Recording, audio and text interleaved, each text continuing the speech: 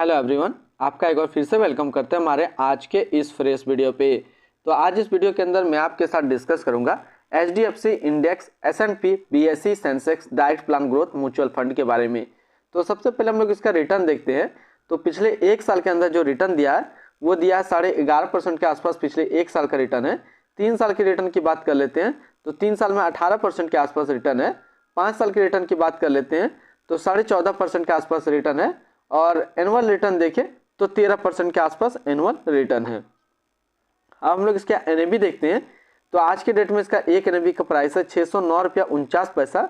Rating की बात करें तो ये 3 स्टार रेटिंग म्यूचुअल फंड है। इसमें मिनिमम SIP अमाउंट आप 100 लगा सकते हैं और इसका जो फंड साइज है वो है 5467 करोड़ का। अब हम लोग इसकी रिटर्न कैलकुलेटर की बात कर लेते हैं। यदि आप इस म्यूचुअल फंड के अंदर कुछ इन्वेस्टमेंट करते हैं तो 1 साल, 3 साल, 5 साल के अंदर क्या रिटर्न देखने को मिलेगा। तो मैं मान के चल रहा हूँ कि यदि आप मंथली SIP कर रहे हैं 5,000 रुपये पर मंथ का, तो 1 साल में जो आपका पैसा जमा होगा वो जमा होगा 60,000 रुपया। आपको मिलेगा 62,940 रुपया। 3 साल की बात कर लेते हैं तो 3 साल में जो आपका पैसा जमा होगा वो जमा होगा 1,80,000 रुपया। आपको मिलेगा 2,12,483 रुपया। 5 साल की बात कर लेते हैं तो 5 साल में जो आपका पैसा जमा होगा वो जमा होगा 3 लाख रुपया। आपको मिलेगा 4,30,888 रुपया। अब हम लोग इसकी होल्डिंग की बात कर लेते हैं। इसके अंदर कौन कौन सा स्टॉक लिस्टेड है।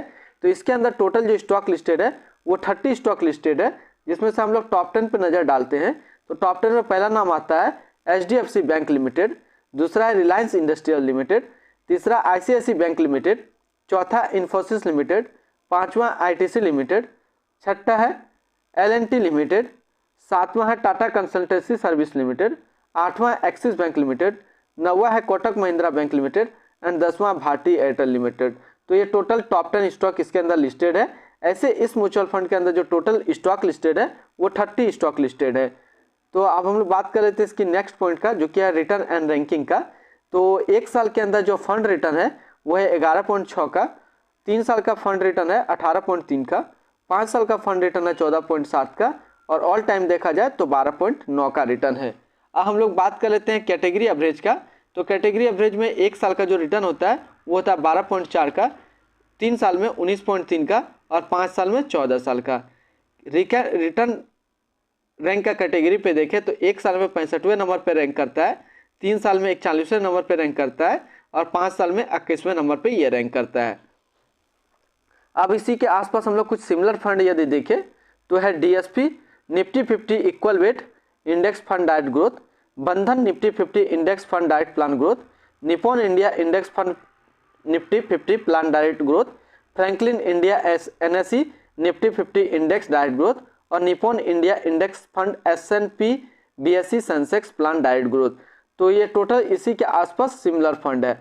अब हम लोग इसकी एक्सपेंसिव रेशियो और एग्जिट लोड एंड टैक्स की बात करते हैं। तो एक्सपेंसिव रेशियो जो इसका है वो है 0.2%।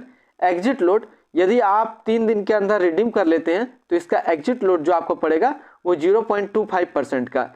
स्टाम्प ड्यूटी जो है, इन्वेस्टमेंट का स्टाम्प ड्यूटी जो है वो है 0.005%। अब हम लोग बात कर लेते हैं इसकी फंड मैनेजमेंट का कि कौन इसको फंड मैनेज कर रहा है इस फंड को। तो है अरुण अग्रवाल जो कि 2020 अगस्त से प्रेजेंट है और दूसरा निर्मल मोरखिया जो कि फरवरी 2023 से प्रेजेंट है। तो आज इस वीडियो के अंदर मैंने आपके साथ डिस्कस किया HDFC index, S&P BSE Sensex direct plan growth के बारे में। फिर मिलते हैं हम लोग नेक्स्ट को इस तरीके का वीडियो की अच्छी जानकारी को लेकर के।